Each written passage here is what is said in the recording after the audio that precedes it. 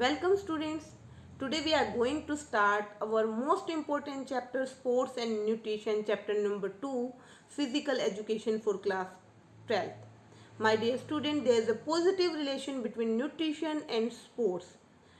If we take balanced diet, then we will able to perform very efficiently. But if we take unbalanced diet, then our performance will be shattered. अगर हम अच्छा खाना ही नहीं खाएंगे तो बेटा खेल में जो हमारा परफॉर्मेंस है वो भी क्या हो जाएगा, डाउन हो जाएगा, हमारा एनर्जी लेवल डाउन हो जाएगा और हम उतना अपना बेस्ट नहीं दे पाएंगे जितना हमें देना चाहिए. दैट्स वाई सारे नेशनल और इंटरनेशनल खिलाड़ी अपने साथ डाइटिशियन रखते हैं and they strictly follow the diet chart. Why they strictly follow the diet chart? Because they know there is a positive relation between the nutrition and the sports. If they take nutritious diet, then their sport performance will be very high. So today we are going to discuss first of all about the balanced diet. Let us start the chapter. My dear student, what do you mean by balanced diet? A diet which contain all the nutrients in appropriate amount. You have to keep in mind 2 points. One is all the nutrients and second is in appropriate amount. सारे nutrients उचित मात्रा में हो तो हम उसको क्या कहेंगे, बैलेंस डाइट कहेंगे. All the nutrients means carbohydrate, protein, fat, water, vitamin and minerals.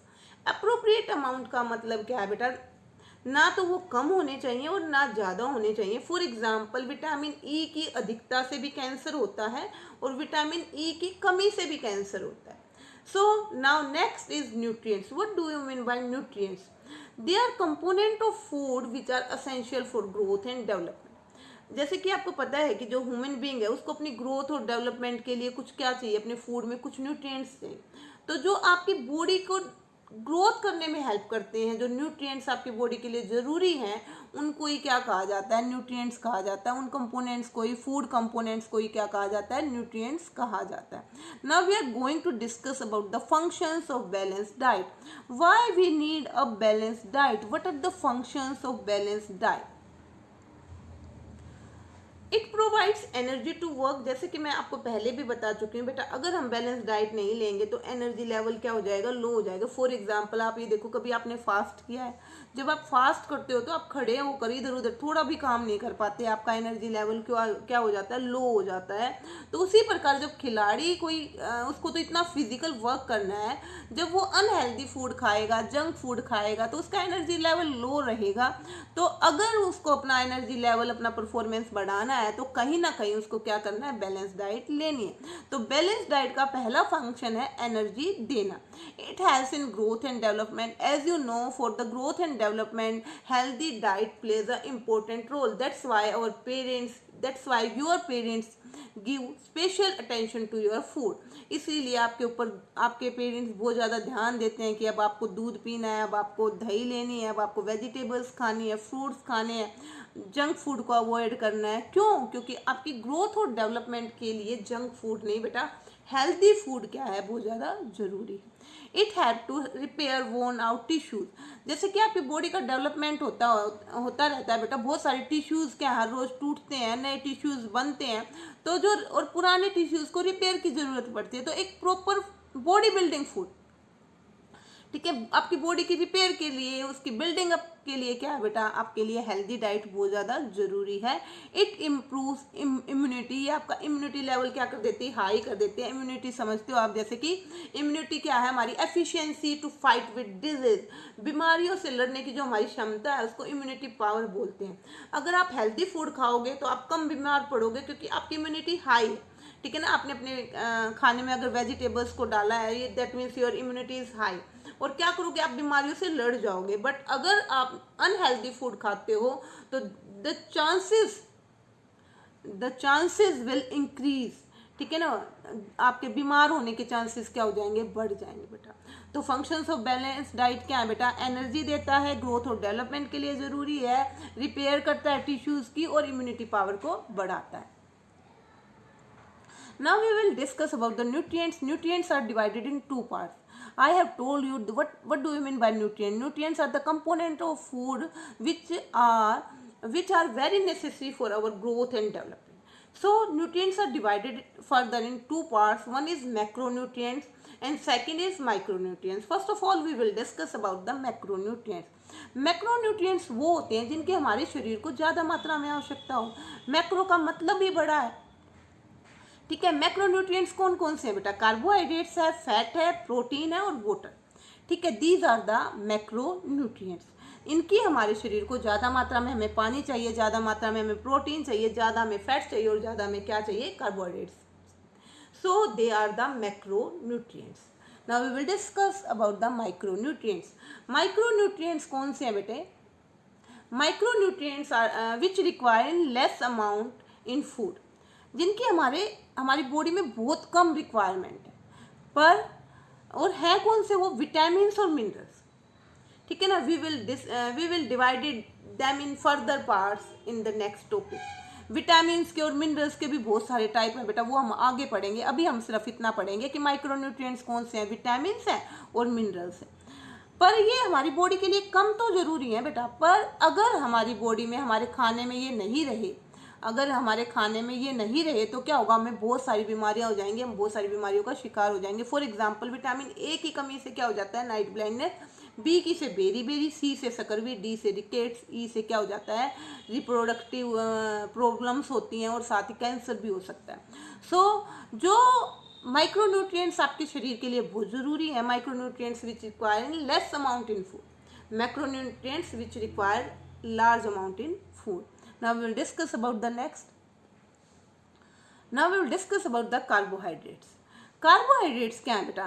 Carbohydrates they are known as energy giving foods, ठीक है। कार्बोहाइड्रेट्स को एनर्जी गिविंग फूड के नाम से जाना जाता है, एनर्जी देने का काम करते हैं। अगर आपको भागना है, अगर आपको फिजिकल एक्टिविटीज में पार्ट लेना है तो कार्बोहाइड्रेट्स का लेवल क्या होना चाहिए? हाई होना चाहिए। They are the source of energy for all activity, ठीक है। दे प्रोवाइड क्विक एनर्जी, जो जल्दी एनर्जी आपको देता है वो कार्बोहाइड्रेट्स ही, ठीक है। Lack of carbohydrate causes underweight and lower energy. जैसे कि मैंने बता दिया, एनर्जी गिविंग है, अगर नहीं लोगे तो एनर्जी का लेवल लो हो जाएगा और क्या हो जाएगा बेटा? आपका वेट क्या होगा? कम होगा। कहीं ना कहीं वेट को बढ़ाने में भी कार्बोहाइड्रेट्स बहुत इंपॉर्टेंट रोल प्ले करते हैं। So they are the sources of energy, quick energy, and अगर उनकी कमी आपकी बॉडी में होगी तो आपका वेट कहाँ हो जाएगा? कम हो जाएगा और एनर्जी लेवल क्या रहेगा? लो रहेगा। ज़्यादातर वो आपका व्हीट में, राइस में, पोटैटो में, ठीक है, इन सारी चीज़ों में आपको क्या मिलते हैं? आपके कार्बोहाइड्रेट्स मिलते हैं।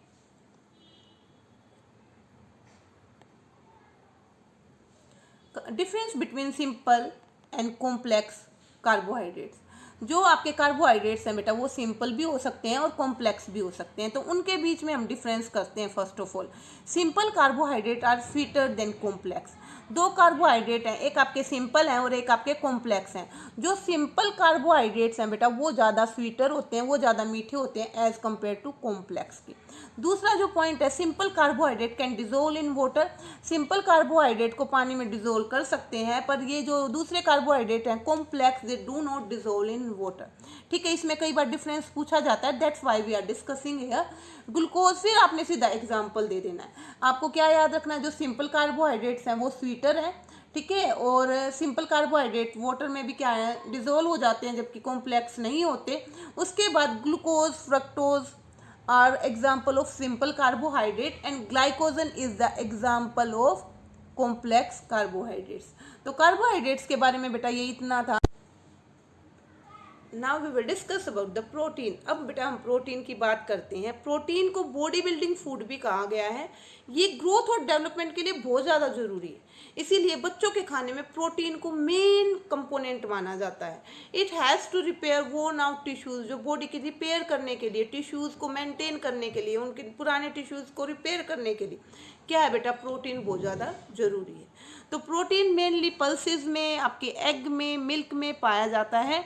तो हमारी बॉडी के लिए बेटा बॉडी बिल्डिंग फूड माना गया है, ग्रोथ डेवलपमेंट के लिए ज़रूरी है और वोर्न आउट टिश्यूज़ की रिपेयर करने के लिए काम आता है। तो इतना आपके लिए काफ़ी है। नेक्स्ट हम करेंगे fats. They also provide energy. Fat भी आपको क्या करते हैं? एनर्जी प्रोवाइड करने का काम करते हैं। फैट भी आपको कार्बोहाइड्रेट से जल्दी, कार्बोहाइड्रेट से ज़्यादा एनर्जी दे सकते हैं, ठीक है। Fats keep your body warm. जो आपकी बॉडी को वार्म करने का काम है, बॉडी को जो गर्म रखने का काम है, ठीक है, बॉडी की जो इंटरनल हीट है उसको मेंटेन करने का काम है, तो बेटा ये आपके फैटी करते हैं। Excess intake of fat leads towards obesity. तो ये आपको पता ही होगा, बहुत सारे लोग फैट को अवॉइड करते हैं क्योंकि उनको लगता है कि वो मोटे हो जाएंगे, ओबेसिटी का शिकार हो जाएंगे। अगर आपको पता हो बेटा, हमारे एंसेस्टर्स से बहुत ज़्यादा फैट लेते थे पर उतना ही फिजिकल वर्क कर देते थे, एक बैलेंस बना कर रखते थे इनटेक में और उसके कंजम्पशन में। और हम फैट को अवॉइड करते हैं क्योंकि हम मोटे नहीं होना चाहते, ठीक है। फैट बेटा बहुत ज़रूरी है आपकी बॉडी के लिए, आपके ग्लो के लिए, आपके बेटर बॉडी टेम्परेचर के लिए, पर क्या है बेटा, हम उसको अवॉइड करते हैं। तो हमें अवॉइड नहीं करना, उसको हमें लेना है, साथ ही हमें फिजिकल वर्क करना है। Now will discuss about the next. अब हम वाटर की बात करते हैं। बेटा वाटर भी आपके लिए बहुत ज़रूरी है, पर कुछ साइंटिस्ट इसको क्या है, एक मतलब कंपोनेंट ऑफ फूड, एक न्यूट्रिएंट नहीं मानते, क्योंकि वो कहते हैं कि फूड से, वाटर से क्या एनर्जी मिलती है। डेफिनेटली वाटर हमें कोई एनर्जी नहीं देता। डेफिनेटली वाटर क्या है बेटा, हमारी मतलब कंपोनेंट ऑफ डाइट नहीं माना जाता एक तरीके से। पर बेटा जो ज़्यादातर साइंटिस्ट हैं वो इसको क्यों मानते हैं, कंपोनेंट ऑफ फूड क्यों मानते हैं, क्यों इसको मैक्रोन्यूट्रिएंट्स में शामिल किया गया, क्यों हम इसको अपनी बुक में पढ़ रहे हैं, क्योंकि क्या है बेटा, ये हमारी बॉडी की प्रॉपर फंक्शनिंग के लिए सबसे ज़्यादा जरूरी, ये हमारी बॉडी टेम्परेचर को मेंटेन करके रखता है, ठीक है। It has to excretion of waste material from body. हम बीमार कब होते हैं बेटा, जब हमारी बॉडी में बहुत सारे टॉक्सिक हो जाते हैं, जहरीले तत्व इकट्ठे हो जाते हैं।